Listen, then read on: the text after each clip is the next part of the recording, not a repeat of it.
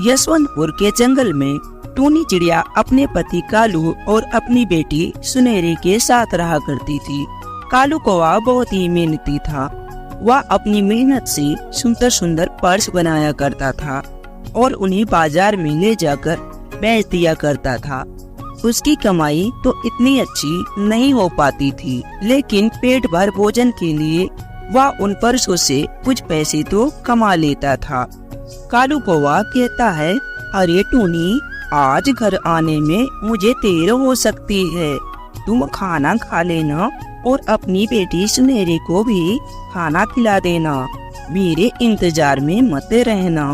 क्यों कालू जी, ऐसा आप क्यों कह रहे हो? क्या बताओ टुनटुनी, यहाँ पर गांव में कोई भी जल्दी पर्स तो खरीदता ही नहीं।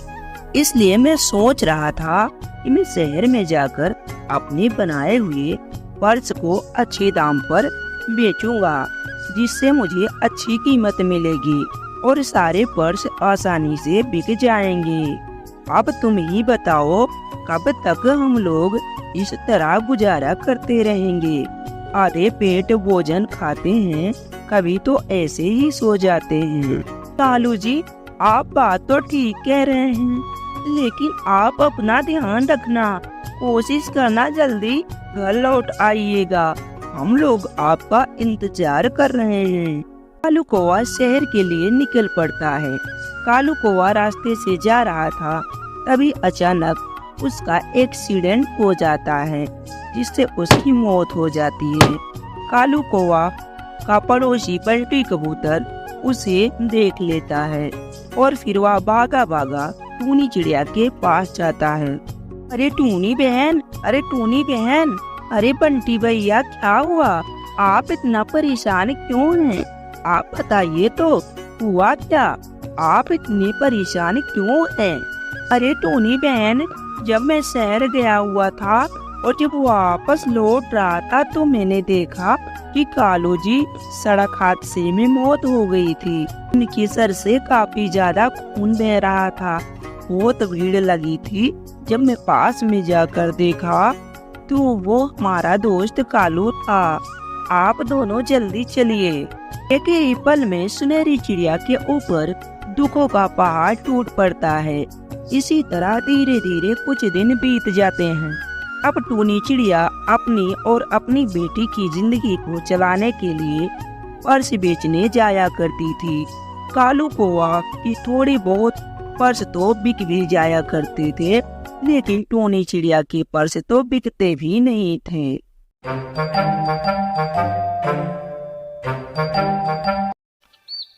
टुनटुनी चिड़िया गन्ने की खेती किया करती थी।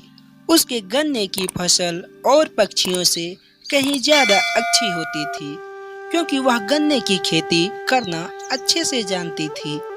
इसी बात से कालिया कौवा बहुत चिढ़ता था। इस बार मेरी फसल टुनटुनी चिड़िया से अच्छी नहीं है। मुझे कुछ तो करना ही पड़ेगा, चाहे जो करना पड़े मैं आज रात ही करूँगा। रात होते ही कालिया कौवा टुनटुनी के खेत में जाता है और वहां से गन्ने लाकर अपने खेत में बो देता है। जैसे ही सुबह होती है, टुनटुनी चिड़िया अपनी फसल देखी, उसका सारी फसल खत्म हो गई थी। ये देखकर वो बहुत रोती है।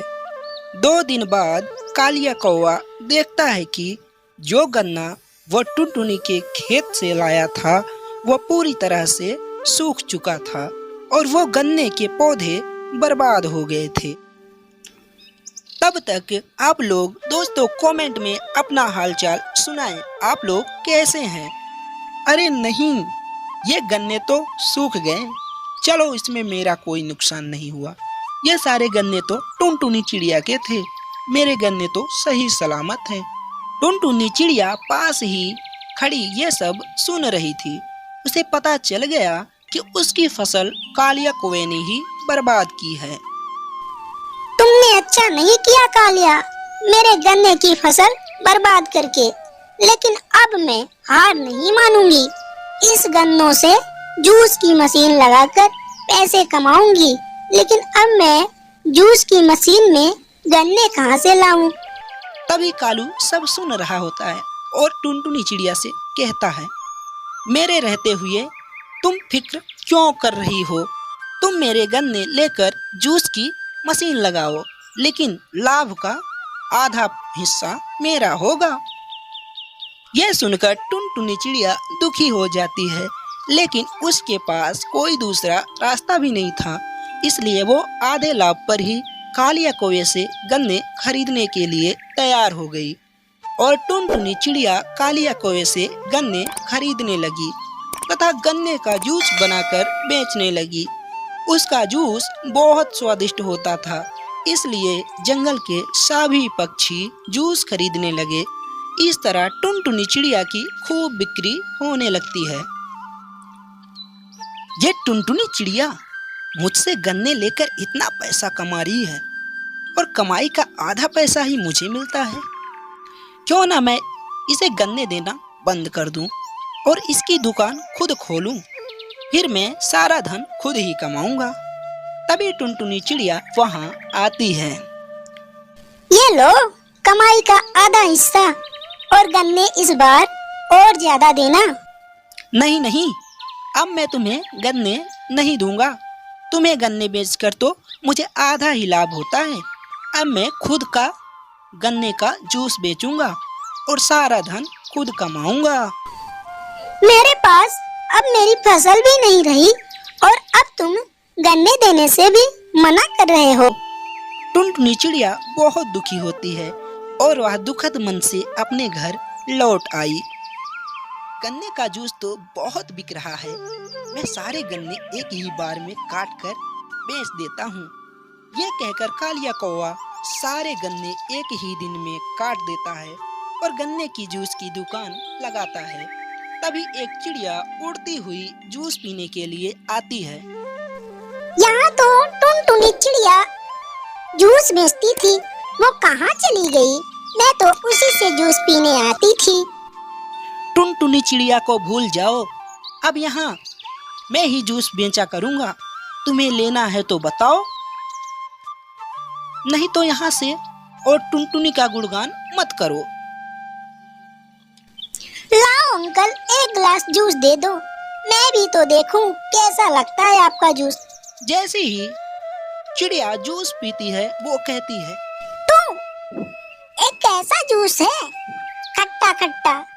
तुम टुनटुनी के जैसा जूस नहीं बना सकते। अब मैं कभी भी तुम्हारे यहाँ जूस पीने नहीं आऊंगी।